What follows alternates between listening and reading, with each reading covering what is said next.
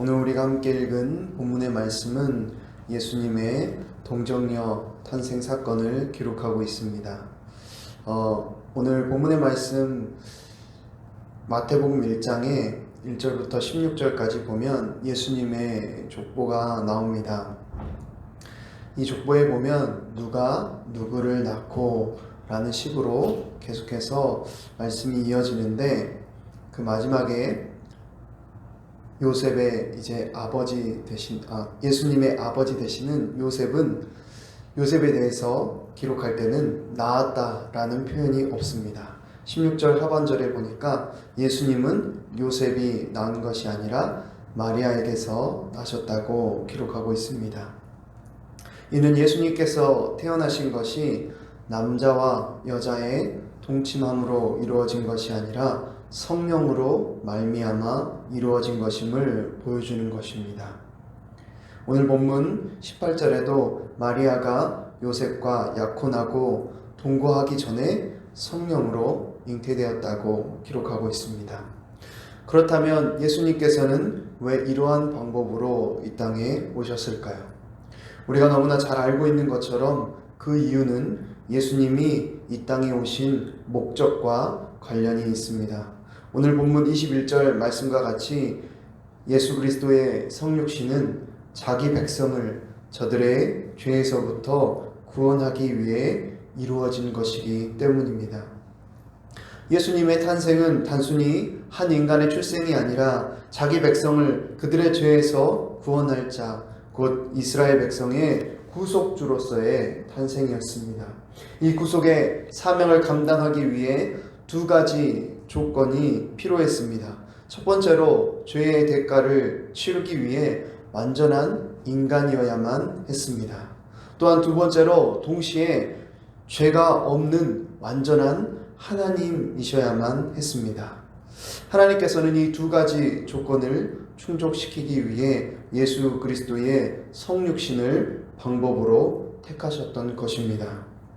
이 놀라운 예수 그리스도의 성육신의 사건을 기념하고 감사하며 기뻐하는 날이 바로 오늘 크리스마스 성탄절입니다.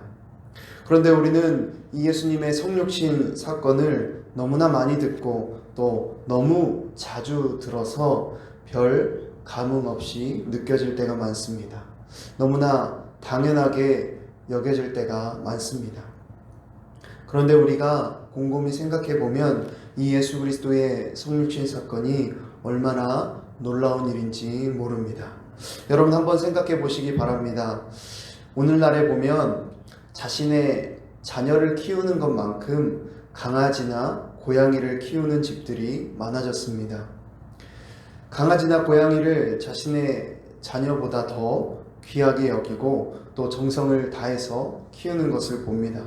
가끔씩 엘리베이터를 타면 강아지나 고양이를 품에 안고 엘리베이터를 타시는 분들이 있습니다. 그러면 그분들이 이렇게 말합니다. 아이고 우리 아가, 우리 애기. 누구한테 그렇게 한다고요? 강아지한테, 고양이한테 아이고 우리 아가, 우리 애기 이렇게 말을 합니다.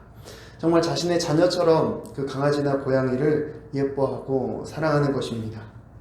그런데 여러분, 한번 이런 가정을 해보겠습니다. 만약 내가 정말 사랑하는 우리 강아지, 우리 고양이가 심각한 병에 걸려서 죽게 됐습니다.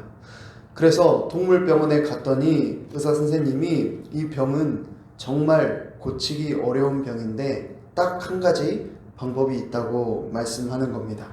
그게 뭐냐고 물어봤더니 이 강아지의 주인이 3년 동안 강아지가 먹는 사료를 먹고 강아지가 입는 옷을 입고 강아지처럼 생활을 하면은 이 강아지를 살릴 수 있다라고 말하는 것입니다.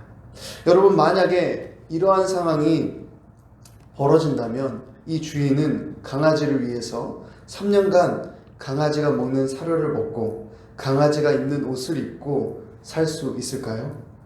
아무리 강아지를 사랑한다 한들 그렇게까지 할 수는 없을 것입니다. 아무리 강아지를 내 자식처럼 사랑한다 할지라도 그 사랑에 한계가 있는 것입니다.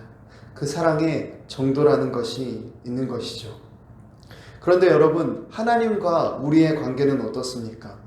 강아지와 나의 간격이 뭘까요? 죄인된 우리와 하나님과의 간격이 뭘까요? 강아지와 나의 관계는 적어도 피조물 대 피조물의 관계입니다. 사랑하고 희생하는데 어느 정도 급이 맞다는 것입니다. 그런데 하나님과 우리의 관계는 어떻습니까? 하나님은 창조주이시고 우리는 피조물입니다.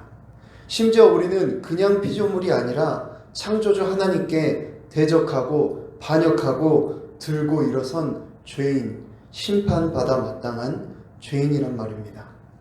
그런데 그런 우리를 하나님께서 어떻게 사랑하셨습니까? 창조주 되신 그 하나님께서 우리와 똑같은 몸을 입으시고 우리와 똑같은 모습으로 먹고 마시고 살아가셨습니다. 우리와 똑같이 피곤하시고 우리와 똑같이 슬픔과 아픔과 고통을 당하셨습니다. 아니요, 우리보다 더 피할 수 없을 만큼 극한의 고난과 고통을 당하셨습니다. 이것이 바로 하나님의 사랑인 것입니다. 인간의 사랑은 한계가 있습니다. 인간의 사랑은 아무리 크다 할지라도 그 선이 있다는 것입니다. 그런데 하나님의 사랑은 어떻습니까? 하나님의 사랑은 한계가 없습니다. 하나님의 사랑은 선을 넘습니다. 선을 뛰어넘는 사랑.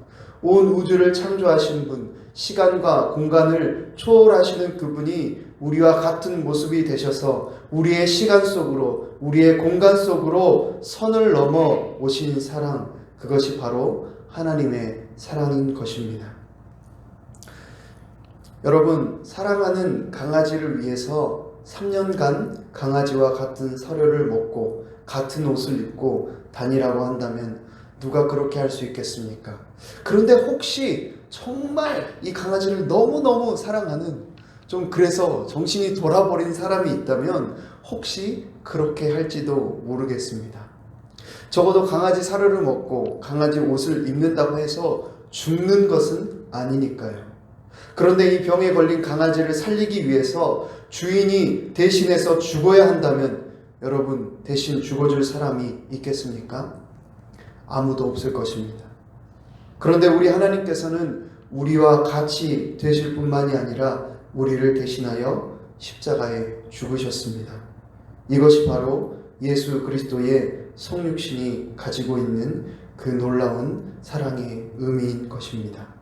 선을 넘는 하나님의 사랑, 한계를 뛰어넘는 하나님의 사랑, 그것이 바로 예수 그리스도의 성육신 사건을 통해 드러난 것입니다.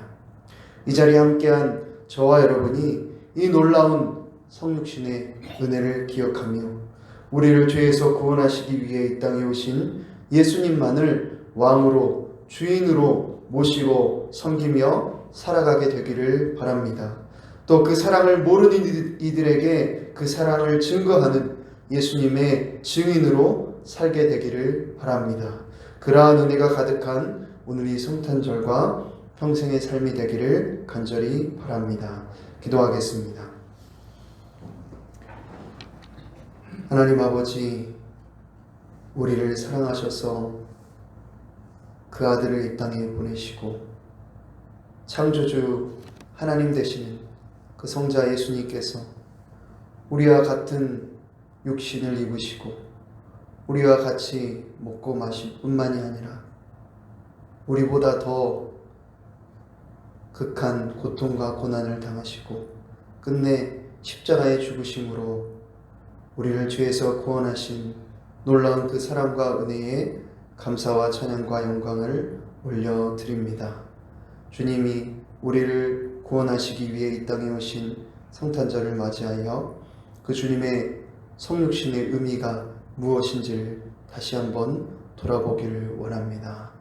우리를 위해 이 땅에 오신 그 놀라운 사랑, 세상의 무엇과도 비할 수 없는 그 놀라운 하나님의 사랑, 그 예수 그리스도의 사랑, 오늘 이 성탄절에 더 깊이 기억하며 감사하게 하시고 또 그 사랑과 은혜에 감사하며 주님을 찬양하며 예배하게 하시고 그 주님의 사랑을 알지 못하는 이들에게 그 주님의 사랑을 증거하는 우리의 평생의 삶이 되게 하여 주시옵소서. 감사하며 예수님의 이름으로 기도합니다. 아멘.